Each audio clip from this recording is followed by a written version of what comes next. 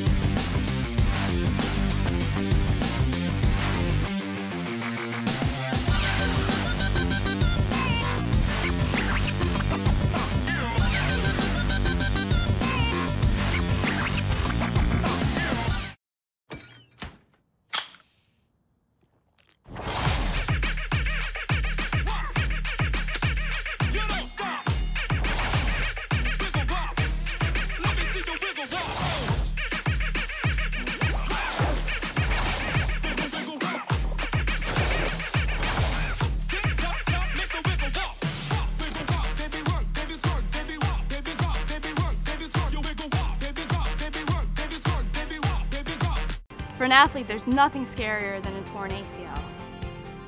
Athletes trust us with their care and their careers because we're a recognized leader in sports medicine.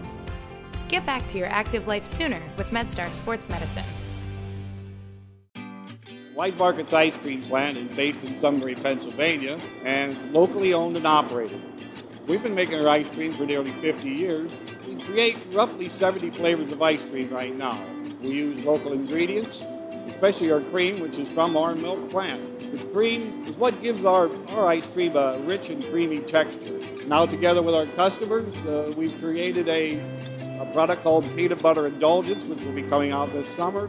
It's a peanut butter ice cream with sea salt caramel swirl, chocolate-covered pretzel. How could you go wrong with that? Personally, I love our ice cream. You come to our house at any given time, you'll find at least 5 packets of ice cream in our freezer. Our kids grew up eating Wise quality ice cream, and now we get to treat our grandchildren to it. It's been a pleasure for me to be tasting ice cream for over 40 years for Wise Markets, and I'm loving every minute of it. Welcome, Tiger fans, to another edition of the Tiger Football Report. I'm your host, Spiro Morekas, along with head football coach Rob Ambrose. And, Coach, this week the Tigers taking on the flagship, the University of Maryland Terrapins, for the second time. First time you went down there, you were shorthanded because your starting quarterback, Grant Enders, could not play due to, I guess it was migraines or something like that. And you guys put up a valiant effort, losing eventually 28-3, a turnover-marred game for you. This time around, you're facing a Maryland Terrapin team that is coming off one of the biggest wins that program has had in maybe a decade. Thanks for reminding me. Yeah. When we went down there before, you know, I really felt good about, you know, our kids and the possibility of what they could do as a unit. You know, that was the 11 team that had been 1-10 the year before and was really kind of hungry. And we went down and played, you know, fairly well. We mixed it up pretty good, and Peter was really good in the first half. I think we turned the ball over 3 times in the third quarter, and that ended up being the difference in the game. But our guys learned a lot about themselves. It really, if you go play against a team that, you know, at that time was in the ACC, I think, right? And if you can compete with them pretty legitimately, then you're going to feel good about your chances in conference and even down the road in the playoffs. So it's a great test, let's be honest. It's a great test. The difference between the Maryland team that we faced 5 years ago and the Maryland team we're going to face this week is they're bigger, they're faster, they're stronger, and there's more of them. All right. This is a team that went down to Texas. They beat Texas. They put up almost 500 yards of offense. Your team is coming off one of their best defensive performances in a long time.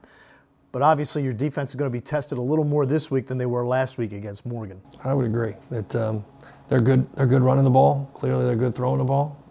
They're an up-tempo team. They like to spread it around. A lot of guys get touches and have the ability that we've already seen to score a lot of points. So our defense is going to have their work cut out for them because the guys that are blocking up front are a lot bigger, stronger, and faster than Morgan. Kasim Hill will be playing quarterback for Maryland. He's their stud freshman that did not start against the Longhorns, but when he came in, he was perfect, 3 of 3 for 44 yards, and he rushed for a touchdown. So you don't get a lot of tape of him from last Saturday's game, but you do get some. No, this is another one of those where some of this will be going in blind. They've made some changes in scheme on both sides of the ball and personnel changes, and we've only got one game to go off of. And truth be told, some of the stuff that Texas did was pretty bland and boring. So I think we're going to get the kitchen sink thrown at us come Saturday, and it's going to be about our adjustments.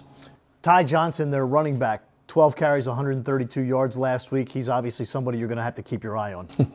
Along with a whole host of other characters that are extremely talented. But we've already talked about this as a defense, and we're going to have to tackle extremely well, and it's probably going to take more than one of us, and we're going to have to run to the football as 11 and make plays at the point of attack consistently.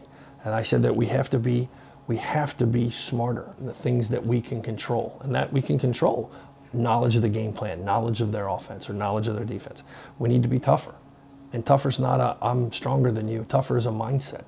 You can control how tough you are if you decide you're going to be. And if we take those attitudes into that game, I think we're going to be okay. On the offensive side of the football, you look at Maryland last week, and Texas was able to move up and down the field. They had almost 500 yards of offense in that ball game. You guys struggled to get the offense going against Morgan. What kind of adjustments or what kind of changes do you have to make this week as you practice for the Terrapins? Well, as you know, you've been around this long enough, and you've heard me say, like, one guy, it doesn't have to be a singular guy, but one guy can make a great play on defense. And if one guy does that over and over again, you can actually have a good defense on tape. You know, statistically, it only takes one guy. In offense, it takes all 11. It always takes all 11. It takes one guy to screw it up. It takes one guy to screw it up.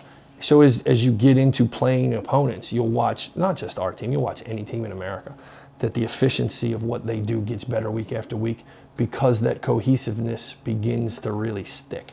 And that the greatest strides are made during the year between 1 and basically week 3. Those are the biggest jumps. After that, you make strides, but you don't grow as fast as you do in those first couple weeks. We're going to have to do a better job as a staff making adjustments, that's for sure. And then our kids are going to have to get to the point where we're gelling completely. I got a bunch of guys that are doing their jobs, but we don't necessarily get to that point where we're doing their jobs as one machine. And we're moving in that direction. We're just not there yet. Morgan Mihalik last week, he had a kind of a rough time, threw 3 interceptions, although one of them really was not his fault at all. Does it shake his confidence at all, or is he a kid that can just say, hey, it was one of those days, let's move on? He's a very much next play guy. It doesn't really matter what he's doing, good or bad. You know, he could throw the greatest pass and thread the needle, and it's a 95-yard touchdown. And then, yay! All right, what's next? Or he could do just the opposite and have to make the tackle to stop a pick 6, and afterwards he'll come off and go, yeah, I screwed that up, so what are we going to run the next series? And that's the kind of guy you want in that position. Because if he's hanging on what he did, good or bad, he's not going to be very good at what he's doing that needs to be good.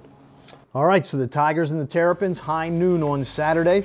We'll have it for you on CBS Sports Radio 1300 and TowsonTigers.com as Gordy Combs and I will come to you from College Park starting at 11:45. For head coach Rob Ambrose, I'm Spiro Morekas. We thank you for watching, and tune in next week for another edition of the Tiger Football Report.